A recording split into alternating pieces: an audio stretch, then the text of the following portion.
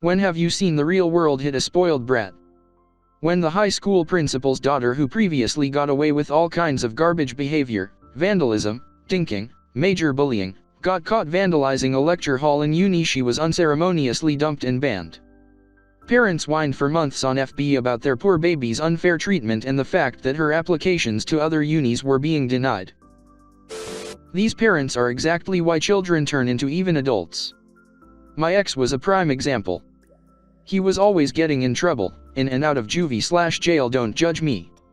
I was 16 and thought dating an older guy that was rough around the edges was a good idea. Obviously, I was very wrong. Every time this guy would do something terrible, his family and parents would blame it on other people or his friends, or he was having a bad day, or he's such a good-hearted person, he didn't mean it. Have you ever seen on those murder shows where the victim's family and the defendant's family are at odds and the defendant's family is saying that the victim's family is ruining their child's life because they were wrongly accused? That's exactly the same thing.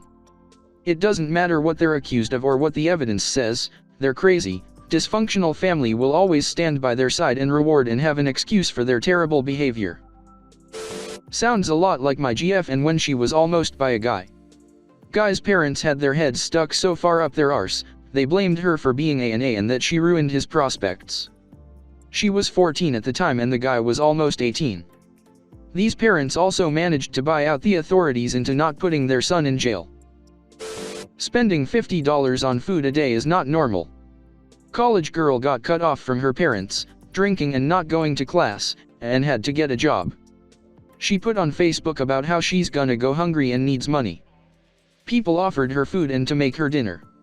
She said, "That's okay, I just need about $40 to get through the day, I don't like to grocery shop." Edit: if you're wondering how she went through that much a day, she always ate out at a restaurant and had Starbucks twice a day.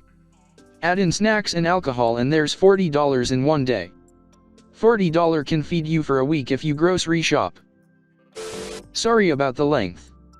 I was a school bus driver in the 70s.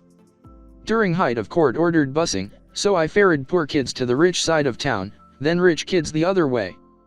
Lots of entitled brats, but one stands out. Super entitled kid, constantly defying rules. Eventually I caught him, with too many witnesses, attempting to set a bus seat on fire with his lighter. School officials were called. Hearing with officials and rich dad, and he's banned from all buses rest of semester. Dad offers to pay for the damage and quietly accepts the punishment. Then comes the surprise. Next morning when I arrive at 6 a.m. to clean my bus, regular task every morning, rich kid and dad are standing there. Dad introduces me to my new personal bus cleaner for the rest of the year. He brings kid every morning and forces him to wash and clean the floors on my bus before taking him on to his school. By end of year, entitled kid is actually working hard and being friendly. We're getting along pretty well and I help him out sometimes so he can get on to school. Kid turns out okay when all is over. Good move by his dad. I don't know, we once caught a kid shoplifting and he said his family was just so hungry and that's why he took the chocolate bars. My boss said he understood what it was like to struggle, but he still stole from us so he could call his parents first or he'd have to call the cops, and at first he said his mom was dead and his dad was out of town, so my boss was like, "I'd cops it is, I guess." Kid quickly changed his tune and reluctantly let us call his mom. It was a gamble, but it worked. His mom was appalled because, in her words, he said we were starving. He said he needed to feed his family. I am a lawyer. That boy has had nothing but privileges his whole damn life. I will be there in 10 minutes and he will work every damn day until his debt is paid off. Ended up being like 4 hours of making him scrub toilets and mop the slushy aisle, but it was nice to see she took it seriously and watch him squirm a bit. Before anyone thinks my boss was a jerk, he once caught someone who was clearly struggling shoplifting and said, "If you're hungry I'm happy to buy you lunch, but money still needs to go into the till to pay my staff and keep the lights on, so I'd prefer if you didn't pocket it outright," and then he bought her a sandwich and some fruit from his own wallet. TLDR, Professor fails spoiled son. Back in engineering school, one of my classmates was the son of one of our professors. Now, this professor was a really nice dude. He paid attention to his students, his classes were fun and he rarely failed anyone. His son, on the other hand, was a total rude and nasty, and would always brag about how his dad was a highly senior professor with tenure. "You know who my dad is, right?" was literally his catchphrase. He wasn't even a good student. We rank GPAs out of 10 and he was a 4. This professor actually taught a very specialized course, so we only had about 2 courses from him in our entire time at the school. This course in our 5th semester was a bit complicated.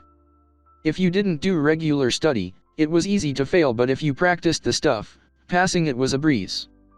So finals come around and is out there bragging that he didn't need to study because his dad will pass him anyway. He took this confidence all the way to the exam hall. And then the results were out. He had scored 7 out of 100. We know because the professor called us all to the classroom and displayed his answer sheet on the projector. According to him, he was the 3rd student who had failed in his 20-year teaching career, and he couldn't be more disappointed that it was his son.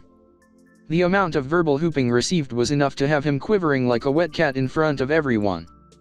The next time he pulled the "Do you know my dad?" card, the standard answer he received was, "The one who failed you." He stopped pretty soon after that. He retook the exam the following year, failed again, and had to drop out. Wherever he is today, I hope he learned his lesson. My ex-best friend was raised spoilt. His family wasn't very rich, but they still always tried their best to get him everything he asked for and never taught him to take responsibility for his mistakes. He'll write a list of the things he pulled after leaving school. Got 3 strikes on his license and lost it by running a red light. Wasn't his fault because there weren't many cars around. Speeding through a school zone wasn't his fault because there were no kids around, even though he was going so fast that he would have been breaking the limit if the school zone limit wasn't in place. Getting pulled over and one of his passengers wasn't wearing a seat belt was his fault for not wearing it. Quit his job because he wanted more time to skate. Did this by going to his ex's and sleeping with her instead of going to work, then bragging about it on Facebook.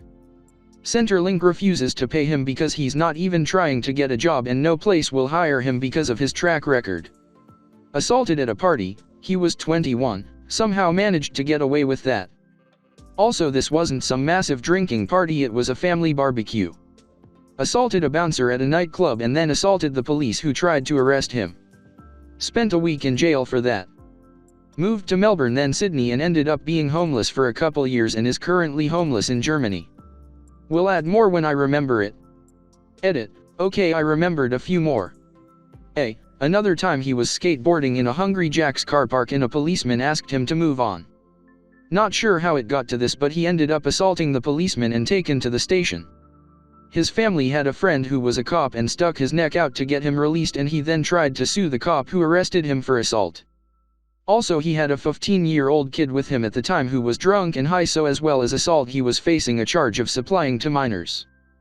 B. Caught a train from Sydney to Melbourne and didn't pay. Thought he got away with it until his mum got a $350 fine in the mail. He never officially moved out. She demanded he pay it immediately.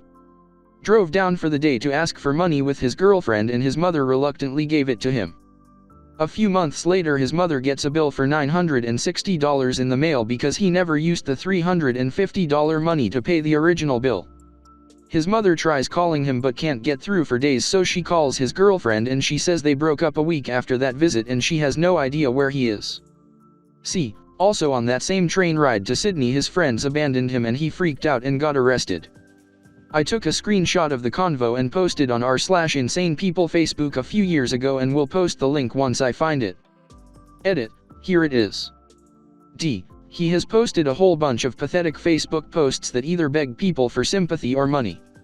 Unfortunately, he deleted these so I can't find them. When I was working at a public library, we had a few local celebrities come in from time to time. Most of them were nice, but one had a real stick up his arse. He would bitch about having to stand in line, and about late fees, and about everything else. We would just say, "Sorry, those are the rules," or "Thank you for being patient," even though he wasn't. One day, he and I were apparently both having a bad day, and when I told him there was a limit on how many DVDs or video games he could check out at a time, he slammed his hands on the desk and raged, "Do you know who I am?" This is a grown man, mind. I was a little college student who barely looked old enough to drive. I was sick of his low-key bullying, so I just looked at him and said, "Yes, I do, Mr. X, and the rules still apply to you. Which of these would you like me to put back? He was stunned. I don't think anyone had ever actually told him that the rules for everyone else did in fact apply to him as well. He was a little nicer after that. Not a lot nicer, but still.